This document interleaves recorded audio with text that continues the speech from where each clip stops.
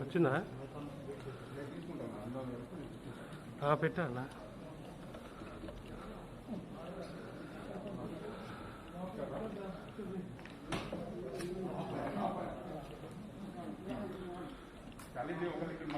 అన్న లేకపోతే విజువల్స్ పడతాను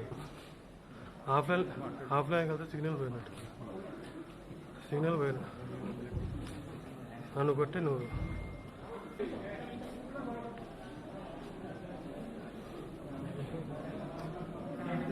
కలపొద్దండి అని మళ్ళీ ఎవరో చూస్తున్నారు కేబుల్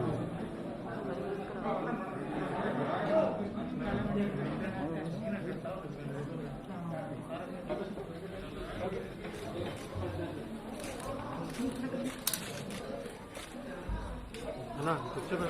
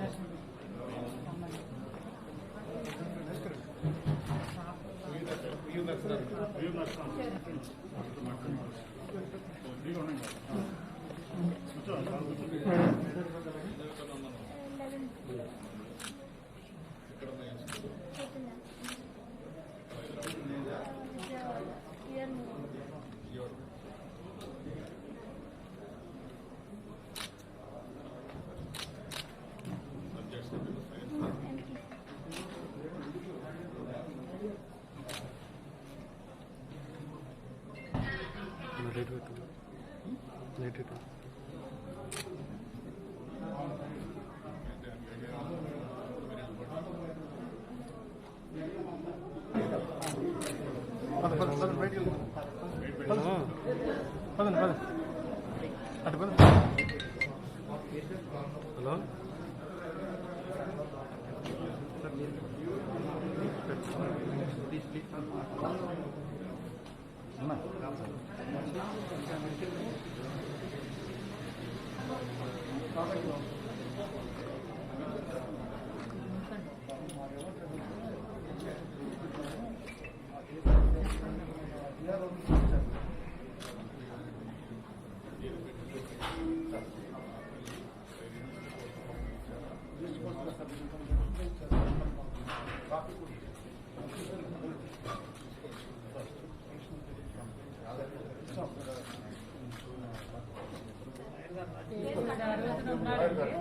కమిటీలో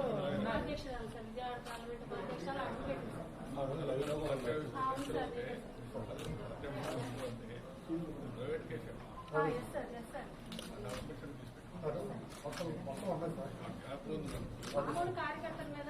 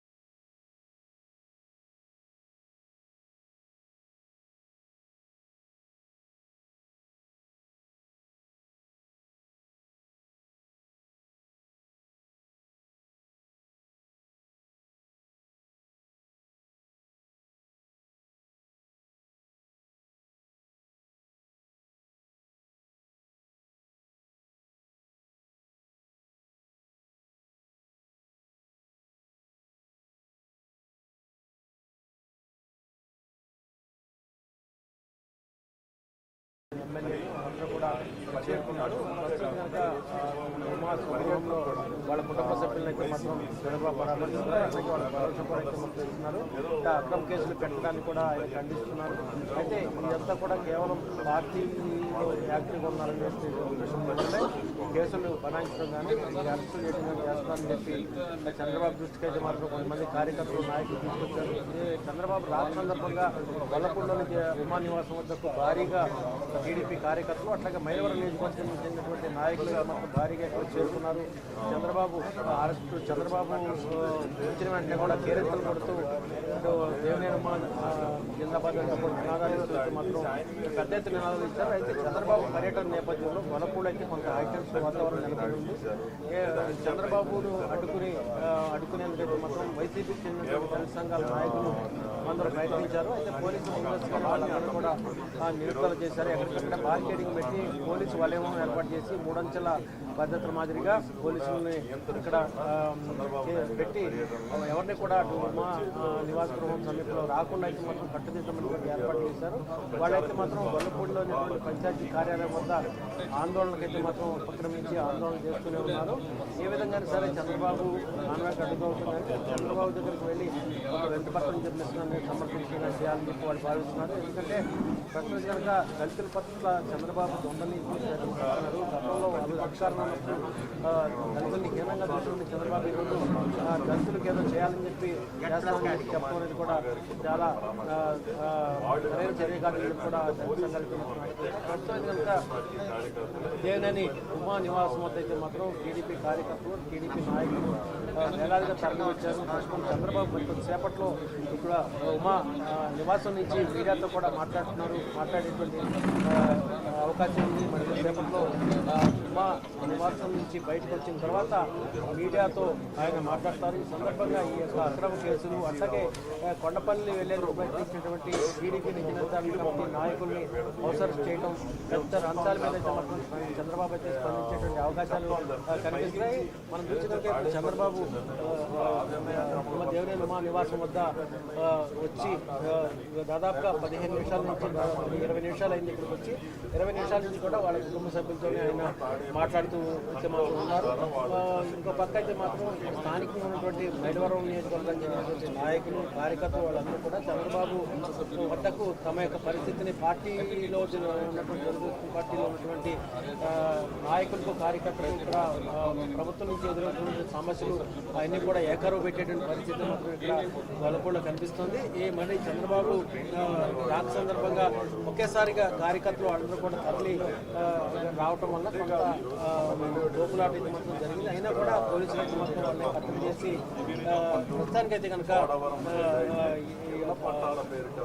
నాయకులు పార్టీకి సంబంధించిన నాయకులైతే మాత్రం చంద్రబాబుతో పాటు కుటుంబ సభ్యులు అయితే మాత్రం పరామర్శిస్తూనే ఉన్నారు.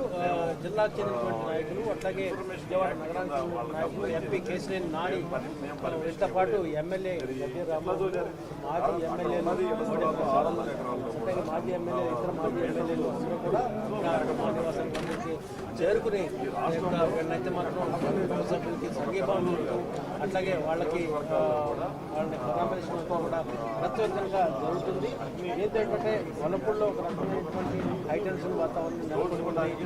దేవినేని ఉమా అరెస్ట్ నేపథ్యంలో జరిగినటువంటి పరిస్థితుల్లో కొంత ఉద్రిక్త పరిస్థితుల నేపథ్యంలో మాత్రం ఇక్కడ గొల్లపూడి మాత్రం కొనసాగుతుంది. ప్రస్తుతం కనుక మాజీ ఎమ్మెల్యే బోడే ప్రసాద్ ఉన్నారు.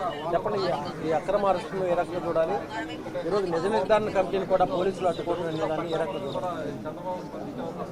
నిజంగా అక్కడ అవినీతి జరగకపోతే కొండపల్లి ఫారెస్ట్ ఏరియాలో ఎటువంటి అవినీతి అక్రమ మైనింగ్ జరగకపోతే ఈరోజు నిజ నిర్ధారణ కమిటీ అంటే ఒక 9 మంది సభ్యులు, అలాగే డిపార్ట్మెంట్ ఫారెస్ట్ కానీ రెవెన్యూ కానీ లేకపోతే పోలీస్ డిపార్ట్మెంట్ ఆధ్వర్యంలో మనం అక్కడికి వెళ్ళి మీడియా సాక్షిగా వెలిగిద్దామని చెప్పేసి కమిటీ కలెక్టర్ గారిని ప్రార్థిస్తే మేము చూస్తాము చేస్తాము చెప్తామని చెప్పి అన్నారే కానీ ఎక్కడా కూడా మీరు కనుక పర్మిషన్ వాళ్ళు పర్మిషన్ ఇవ్వకపోగా ఈరోజు వాళ్ళ పర్యటనను అడ్డుకోవడానికి వాళ్ళ పర్యటన హౌస్ అరెస్టులు చేసి వాళ్ళందరినీ కూడా బయటికి వెళ్లకుండా చంద్రబాబు నాయుడు మొత్తం లోపల పరామర్శ కార్యక్రమం అనంతరం మీడియాతో కూడా మాట్లాడే అవకాశం ఉంది. అరెస్టులు చేయడం ఏ రకంగా చూడాలి? ఈ రోజు రాష్ట్రంలో ఎక్కడా కూడా ప్రజా పరిపాలన మొదటి నుంచి కూడా విధ్వంసం, దాడులు, భౌతిక దాడులు. ఈరోజు అరెస్టు చేయడం, చట్టాన్ని అడ్డం పెట్టుకుని పోలీస్ వ్యవస్థను అడ్డం పెట్టుకుని అక్రమ కేసులు పెడతాం. లేకపోతే అది కూడా అవకాశం లేకపోతే భౌతికంగా ఏదైతే కమ్మారెడ్డి పట్టాభిగారిని భౌతికంగా దాడి చేసి వాళ్ళని భయపెట్టాలని ప్రయత్నం చేశారు. ఆ విధంగా లేకపోతే ఇంకా ఎవరైనా చిన్న వాళ్ళైతే వాళ్ళని ప్రాణాలు చేసేంత వరకు కూడా హత్య చేసేంత వరకు కూడా ఈ ప్రభుత్వం వెనకాడలేదు. ఈరోజు జేసీ ప్రభాకర్ రెడ్డి గారు కానీ, ఇక్కడ వెనకబడిన తరగతి లక్ష్మీనాయుడు గారు కానీ, కొల్లు రవీంద్ర గారు కానీ, దూలిపాల నరేంద్ర గారు కానీ, దేవినేని ఉమామేశ్వర గారు ఎంతమందిని అరెస్టు చేసినా ఈ తెలుగుదేశం పార్టీలో నాయకులు కానీ, కార్యకర్తలు కానీ ఎక్కడా కూడా నిరుత్సాహానికి గురవకుండా ఈరోజు రెట్టింపు ఉత్సాహంతో మీరు ఎన్ని కేసులైనా పెట్టుకొని ఎంతమంది అయినా భౌతికంగా దాడి చేసినా కానీ భయపడకుండా ఈరోజు వీడు చేస్తున్న అవినీతిని కానీ, వీడు చేస్తున్న దౌర్జన్యాలు, హత్యలు కూడా బయటికి తీయాలన్న ఉద్దేశంతో ఈరోజు కార్యకర్తలు ఉత్సాహంతో ముందుకు వస్తున్నారు. ఎక్కడా కూడా భయపడకుండా వీళ్ళ అరాచకాలకి భయపడకుండా ఇంట్లో ఎవరో కూడా కూర్చోరు.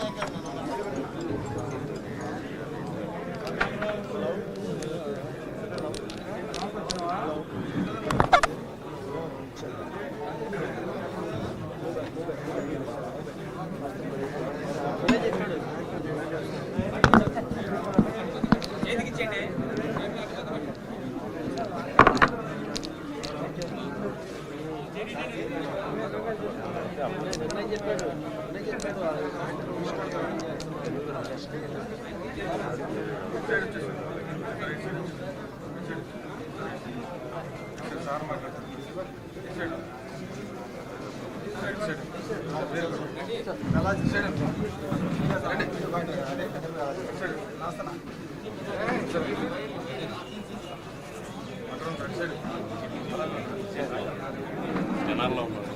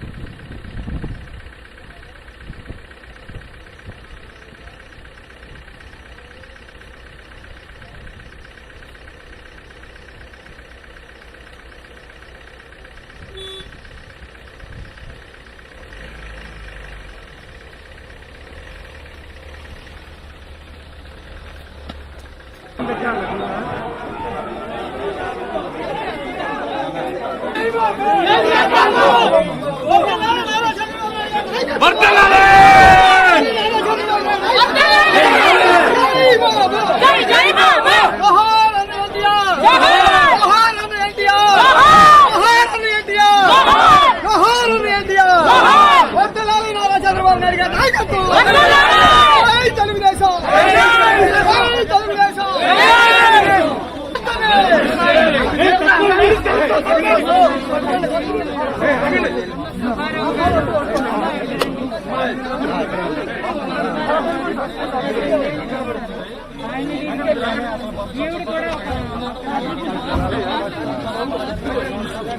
వచ్చిందా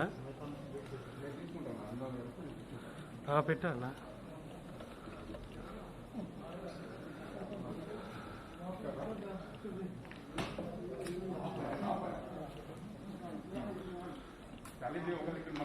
అన్న లేకపోతే విజువల్స్ పడుతుంది ఆఫ్లైన్ కలితే సిగ్నల్ పోయినట్టు నన్ను కొట్టి నువ్వు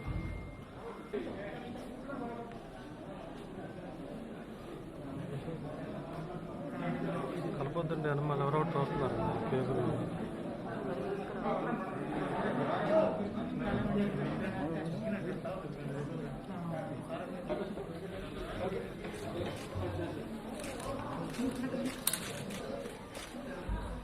అన్నా కూర్చోదా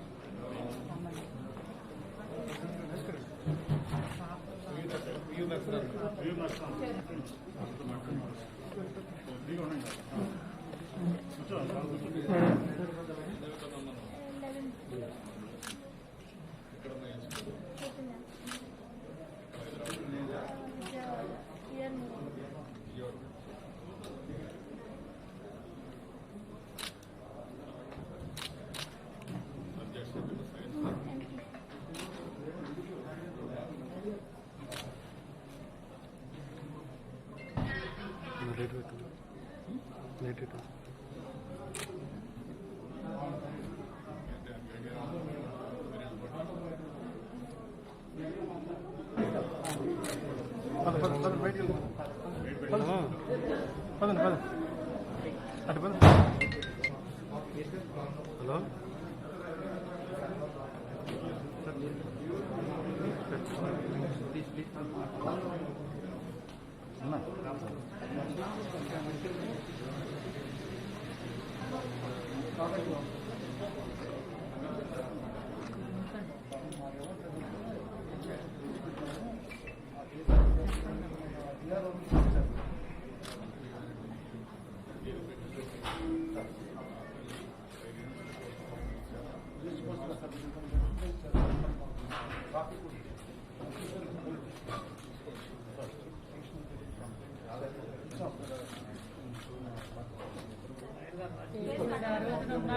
సమన్వయ కమిటీలో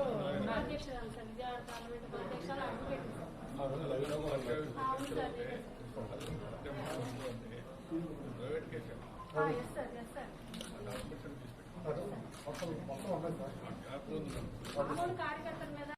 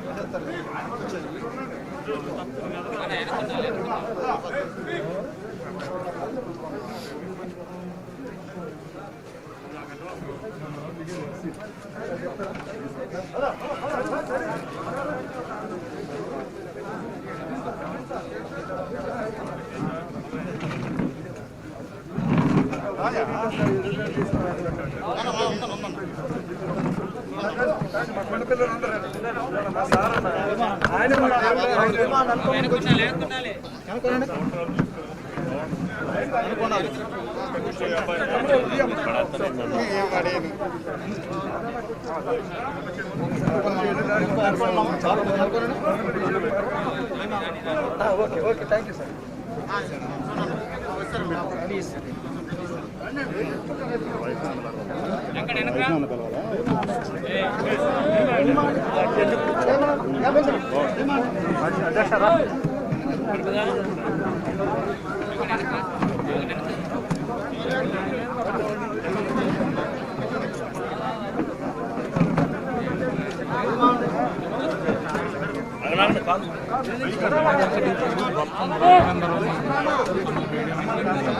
సీరియస్ ఉంది. హాస్పిటల్ దృష్టిలో కమిటీ మీకు వేరే వీళ్ళందరూ పడుతుంటే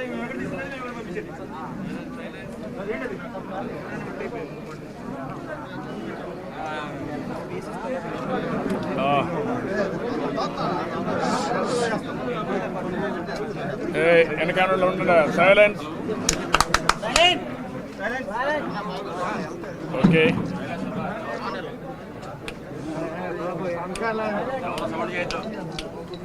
అందరికీ నమస్కారాలు. ఈరోజు దేవినేని ఉమా పైన దాడి చేసి ఒక స్టేజ్లో అయితే సైలెంట్గా ఉండండి. అందరికీ నమస్కారాలు. ఈరోజు దేవినేని ఉమా పైన కేసు పెట్టడం చాలా దారుణం, దుర్మార్గం, చాలా నీచమైన పని. ఈ యొక్క వైఎస్ఆర్ కాంగ్రెస్ నాయకులను చూస్తూ ఉంటే వాళ్లే దాడి చేసి మళ్ళా రివర్స్ కేసులు పెట్టే పరిస్థితికి వచ్చారు. ఆ రోజు రాష్ట్రం మొత్తం ప్రపంచం అంతా చూస్తూ ఉంది. జరిగిన సంఘటన అంతా కూడా అక్కడ మైనింగ్లో అవినీతి జరిగింది. మొత్తం అటవీ భూములు కూడా ఇష్టానుసారంగా ధ్వంసం చేస్తున్నారు. కొండపల్లి బొమ్మలు తయారు చేసే చెట్లను కూడా నరికేస్తున్నారు. ఇది ఎన్విరాన్మెంట్కు తీవ్రమైన విఘాతం కలిగిస్తుంది. అలాంటి పరిస్థితిలో ఇది కరెక్ట్ కాదు అని చెప్పినా కూడా వీళ్ళు యాక్షన్ తీసుకోలేదు. కాబట్టి దేవినేని ఉమా కొంతమంది ఇక్కడుండే కాన్స్టిట్యున్సీ మొత్తం సమన్వయ కమిటీ అంతా కూడా కూర్చొని ఒక నిర్ణయం చేసి పోలీసులకు ఇన్ఫార్మ్ చేసి అందరూ కూడా అక్కడికి వెళ్ళారు. చూశారు. అదే సమయంలో మీరందరూ అక్కడే ఉన్నారు. మీడియా కూడా ప్రెస్ కాన్ఫరెన్స్ పెట్టారు. ఆ సమయంలోనే దాడి చేసినట్టు, ఈయన ఎస్సీల పైన దాడి చేసినట్టు, వేరే వాళ్ళపైన హత్యా ప్రయత్నం చేసినట్టు తప్పుడు కేసులు పెట్టారంటే ఈ ముఖ్యమంత్రికి ఏమాత్రం సిగ్గుందా అని అడుగుతున్నా. ఈ ప్రభుత్వానికి సిగ్గుందా అని అడుగుతున్నా. ఇది ప్రభుత్వమేనని అడుగుతున్నా. డీజీపీ ఏం చేస్తున్నాడని అడుగుతున్నా. మీరు ఒక ఐపీఎస్గా ఉండి, సీనియర్ మోస్ట్ ఐపీఎస్ ఆఫీసర్గా ఉండి ఇలాంటి అరాచకాలు ఇంత నీచంగా మీరు ప్రవర్తిస్తున్నారంటే, ఎక్కడైతే అవినీతి జరిగిందో, ఇల్లీగల్ మైనింగ్ జరిగిందో దాన్ని అడ్డుకోవడానికి చెప్పినా కూడా చేయకపోతే దానికోసం మేము వెళితే మీకు సిగ్గుపడే పరిస్థితి లేకుండా తిరిగి మా మీద కేసులు పెడతారా అనేది ఎప్పుడన్నా చరిత్రలో జరిగిందా? ఇది నేను 40 సంవత్సరాల రాజకీయాల్లో ఉన్నాను. ఇంకా ఎక్కువ ఉన్న 78 నుంచి. నేను ఎంతోమంది ముఖ్యమంత్రులు చూశాను, ఎంతోమంది డీజీపీలు చూశాను, నా దగ్గరనే ఎంతోమంది డీజీపీలు పనిచేశారు, కానీ పోలీసులు కూడా పనిచేశారు.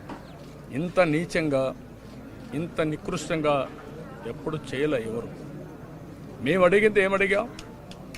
అక్కడ అవినీతి జరిగింది, ఇల్లీగల్ మైనింగ్ జరిగింది, గూగుల్ మ్యాప్లో చూస్తే మీకు అర్థమవుతుంది, రికార్డు చూస్తే మీకు అర్థమవుతుంది, మీరు యాక్షన్ తీసుకోండి అని చెప్పాం. ఏంటి మీకు పెద్ద ప్రాబ్లం? ఎందుకు పోనీరు నేను అడుగుతున్నా. ఈరోజు 10 మంది నాయకులు ఒక టీం పంపించాం, నిజ నిర్ధారణ కమిటీ. జీ కొండూరులో కరోనా ఉందని చెప్పి పోనీరా మీరు? ఈడంతా వేల మంది తిరుగుతున్నారు రాష్ట్రం అంతా. అంటే ఏమనుకుంటున్నారు మీరు? ఇండ్ల దగ్గర గృహ నిర్బంధాలు చేస్తారా? అదే మరి ఎక్కడికక్కడ హెరాస్మెంట్ చేస్తారా మీరు? ఈరోజు ఆయన ఏం తప్పు చేశాడు? 8 గంటలు 9 గంటలు కారులోనే ఉన్నాడు. నేను కూడా 2 సార్లు మాట్లాడాను. ఆయన ప్రాణాన్ని కాపాడమని డీజీపీకి లెటర్ రాశాను, ఎస్పీకి లెటర్ రాశాను, అందరికి రాశాను ఆ రోజు. అదే మరి మా పార్టీ మొత్తం మానిటర్ చేస్తున్నాం. కేసు పెట్టేదానికోసం పోలీస్ స్టేషన్కి వెళ్తే పోలీస్ స్టేషన్ కూడా రాకుండా డైరెక్షన్ ఎవరు ఇచ్చారు? మీరే కదా ఇచ్చారు. ఈ రూట్ కాదు, ఈ రూట్ మార్చమన్నారు, మార్చాడు. మారిస్తే మళ్ళీ దాడి జరిగింది.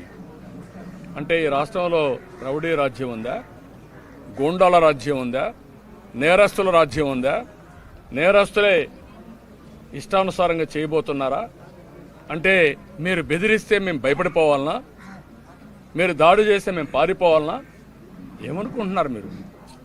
ఈ విషయంలో గుర్తుపెట్టుకోవాలి. ప్రజలందరూ కూడా మీరు గుర్తుపెట్టుకోవాల్సిన అవసరం ఉంది. నేను ఎప్పుడో చెప్పాను, పులివెందుల పంచాయతీ చేస్తాడు ఈ పెద్ద మనిషి అని. పరిపాలన చేత కాదు, సంక్షేమం చేయలేడు, రాష్ట్రాన్ని అభివృద్ధి చేయలేడు. తెలుగుదేశం పార్టీని ఏదో దాడులు చేస్తే భయపడిపోతారనుకుంటున్నాడు. ఇలాంటి ముఖ్యమంత్రులు తెలుగుదేశం పార్టీ చాలామందిని చూసింది.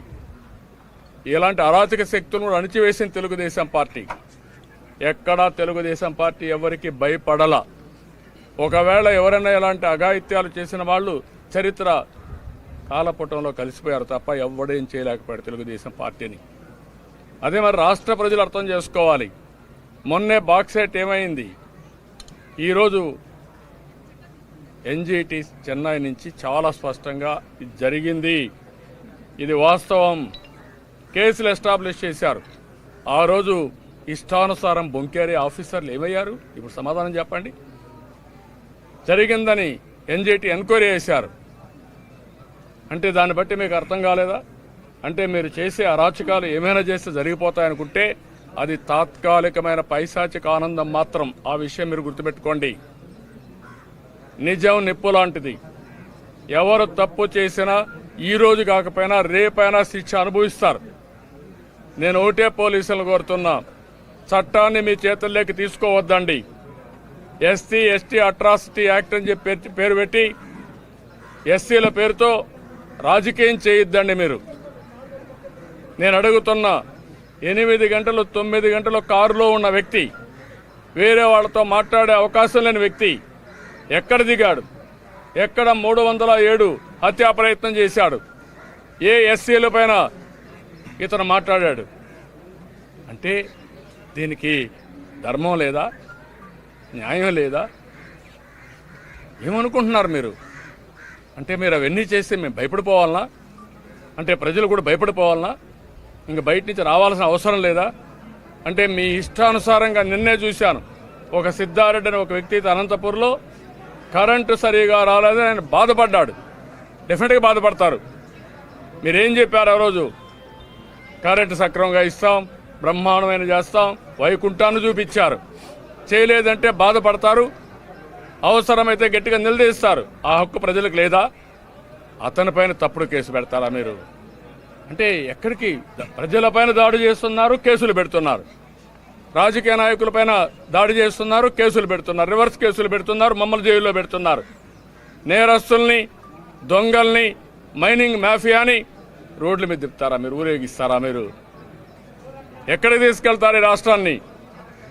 నేను ఒకటే చెప్తున్నా, ప్రజాస్వామ్యవాదులందరికీ ఒకటే కోరుతున్నా, ప్రజలందరికీ కూడా విజ్ఞప్తి చేస్తున్నా, ఇది మా మీద దాడి కాదు, ప్రజల మీద దాడి. ఎవరివి ఆస్తులు? ప్రజల ఆస్తులు.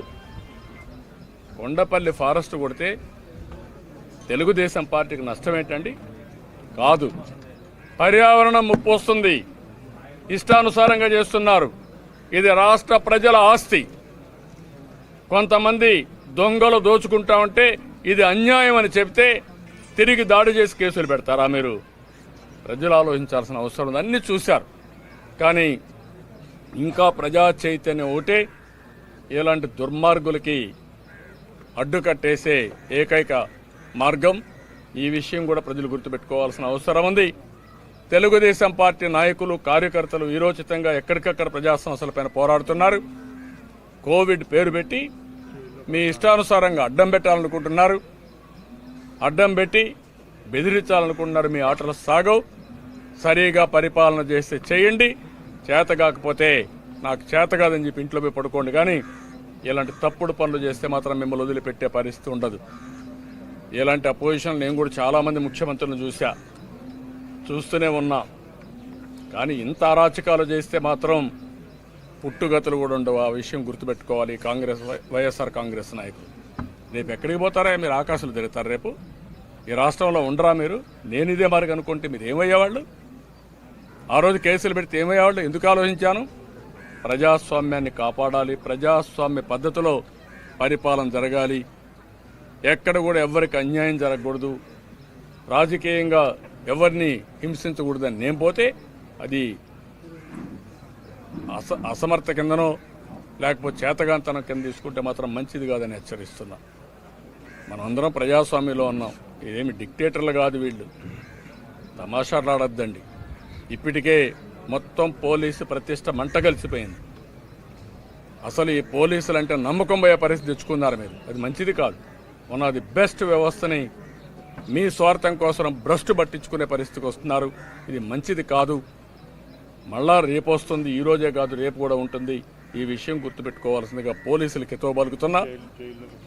అదే మరి జైల్లో కూడా నిన్న ఎందుకు మార్చారు నాకు అర్థం కాలేదు. సూపర్నెంట్ అవన్నీ కూడా పద్ధతులు కాదు.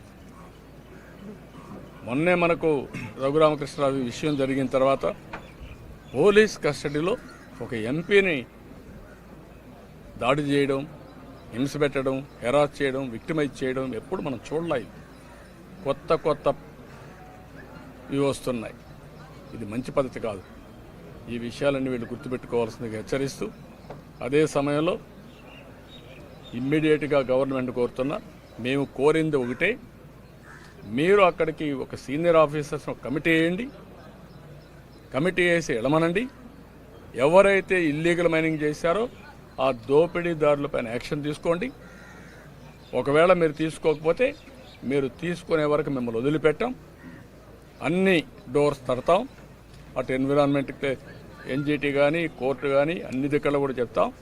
ఎట్టి పరిస్థితుల్లో ప్రజాధనాన్ని లూటీ చేయడానికి వీలు లేదు. ప్రజాధనాన్ని కాపాడుతాం, పోరాడతాం.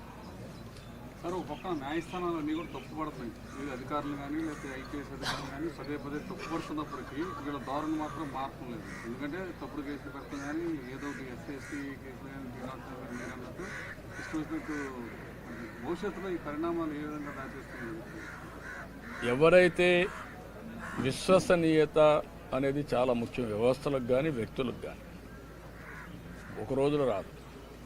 ఇన్ని సంవత్సరాలు మీరు ఐపీఎస్లో పనిచేసిన వాళ్ళు కూడా మీకు విశ్వసనీయతను పోగొట్టుకుని వ్యవస్థకు విశ్వసనీయతను పోగొట్టే పరిస్థితికి వస్తారు మీ స్వార్థం కోసం. అది మంచిది కాదు. చరిత్రహీనులుగా మిగిలిపోతారు. ఆ విషయం మీరు గుర్తుపెట్టుకోండి. అదే మరి ఒక ముఖ్యమంత్రి ఒక సైకోనో లేకుంటే అతనుకుండే దీంతో మీ ఇష్ట ప్రకారం మీరు అతని చేతుల్లో పావులుగా మీరు ఇదే అతనికంటే కూడా మీరు కూడా బలిపశువులు అయిపోతారు ఒక రోజు. ఆ విషయం గుర్తుపెట్టుకోవాలి. ఇవన్నీ తప్పవు మీకు. ఏదైనా సరే మనం చరిత్ర చూసాం. చరిత్రలో ఎవరైతే తప్పులు చేశారో వాళ్ళు ఈరోజు కానీ, రేపు కానీ, ఎల్లుండి కానీ తప్పకుండా శిక్షార్హులు. చట్టాన్ని ఉల్లంఘిస్తే కూడా మీకు కూడా అదే పరిస్థితి. ఆ విషయం మీరు గుర్తుపెట్టుకోవాలి. టీడీపీ నేతలకైతేనేమో కరోనా ఆంక్షలు ఎన్ని చెప్తున్నారు. ఒక పక్కన మీరు పరామర్శిస్తానికి వస్తే మళ్ళీ ఒక పక్కన వైకాపా నేతలు వాళ్ళ కార్యకర్తలేమో మీ మీద ప్రేరేపే విధంగా చేశారు. చేస్తూనే ఉంటారు వాళ్ళు. ఉన్మాదులు ఇట్లనే చేస్తూ ఉంటారు, ఎదురుదాడి చేస్తారు. రే ప్రజలు వాచ్ చేస్తున్నారు, ఏమనుకుంటారు, మనం చేయడం తప్పు, అధికారంలో ఉన్నాం. అధికారంలో ఉండేవాడు చాలా జాగ్రత్త. అరిటాకు సామెత, అరిటాకు ఎట్లయితే ముళ్ళు పోయి అరిటాకు మీద పడినా, అరిటాకు వచ్చి ముళ్ళు మీద పడినా నష్టం అరిటాక్కి. అలాంటి సున్నితంగా హ్యాండిల్ చేయాల్సిన ప్రభుత్వం రౌడీజం చేస్తే ప్రజలు అప్రిషియేట్ చేస్తారా? ప్రజాస్వామ్య హితులు అప్రిషియేట్ చేస్తారా మిమ్మల్ని? మీరు మా మీదకి 10 మందిని పంపించి రాళ్ళు వేస్తే మేము పారిపోతామా? కాదు. మీరు ఒక రాయి వేస్తే 100 మంది తయారవుతారు, 100 మంది తయారైతే ఇంకొక రాయి వేస్తే 1000 మంది తయారవుతారు. తర్వాత రాబోయే రోజుల్లో అందరూ తిరగబడితే మీరు పారిపోతారు. అంటే మనకు వచ్చిన ప్రాబ్లం ఏంటంటే ఎస్సీ ఎస్టీలకి ఈ ప్రభుత్వం ఏమీ చేయలేదు. మొన్నే మీరు చూస్తే నేషనల్ ఎస్సీ ఫైనాన్స్ కార్పొరేషన్ నుంచి డబ్బులు కూడా వస్తూ ఉంటే అవి కూడా తీసుకురాలి. సబ్ ప్లాన్ అమలు చేయాలి, ఎస్సీలకు ఏమీ చేయాలి. 2 సంవత్సరాల నుంచి వాళ్ళపైన దాడులు విపరీతంగా జరుగుతున్నాయి, అనునిత్యం జరుగుతున్నాయి. సుధాకర్ రావు మాస్క్ అడిగితే చంపేశారు కదా. ఎంతమంది చంపారు మీరు? ఎంతమంది ఎస్సీని చంపారు? అవన్నీ జరిగాయి. అభివృద్ధి చేయడం లేదు, సంక్షేమం లేదు, ప్రత్యేక వాళ్ళకుండే హక్కులు కాపాడలేదు. కానీ ఈరోజు ఎస్సీ ఎస్టీ యాక్ట్ని దుర్వినియోగం చేస్తున్నారు. దీనివల్ల ఏమవుతుంది? ఎస్సీ ఎస్టీలు పాపం వాళ్ళకి కావాల్సింది ఏంటంటే ఈ యాక్ట్ వల్ల వాళ్ళకి న్యాయం జరగాలనుకుంటే మీరు దుర్వినియోగం చేసే పరిస్థితి వస్తున్నారు. ఇది మంచిది కాదు. దానివల్ల కూడా ఎస్సీలకు నష్టం జరుగుతుంది. మీరు రాజకీయ లబ్ధి కోసం ఎప్పుడైతే దీన్ని ఉపయోగించారో వాళ్ళకు అనవసరంగా అవసరమైనప్పుడు ఉపయోగపడే పరిస్థితి లేకుండా పోతాను. ఇది మంచి పద్ధతి కాదు. దానికి ఒక పవిత్రత ఉంది, వాళ్ళకు కొన్ని హక్కులు ఉన్నాయి. వాళ్ళ హక్కులు కాపాడే విధంగా వీళ్ళు ముందుకు పోవాలి తప్ప ఇష్టానుసారంగా చేస్తే వాళ్లకు ద్రోహం చేస్తున్నారు, అన్ని విధాల ద్రోహం చేస్తున్నారు.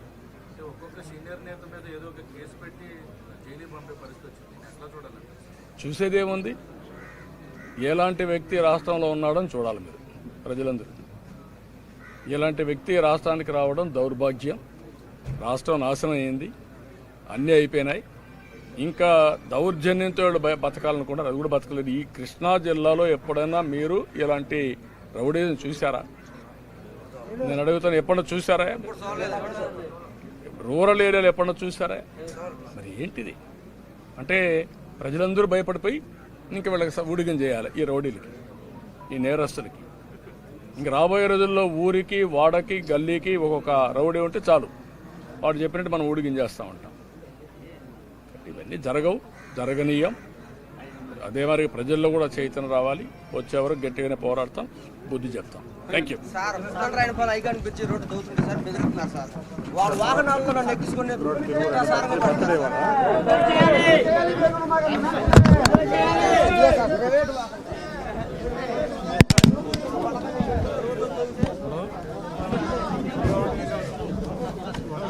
అయిపోయిందా?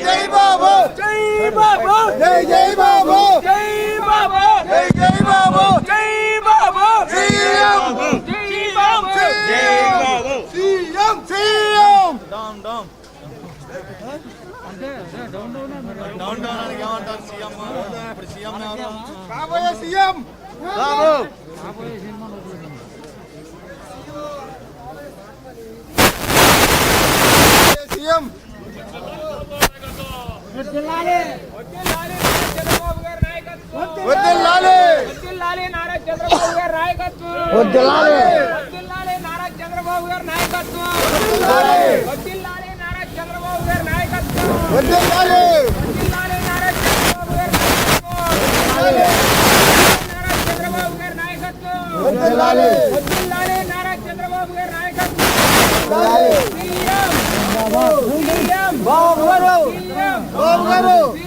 బాబు గారు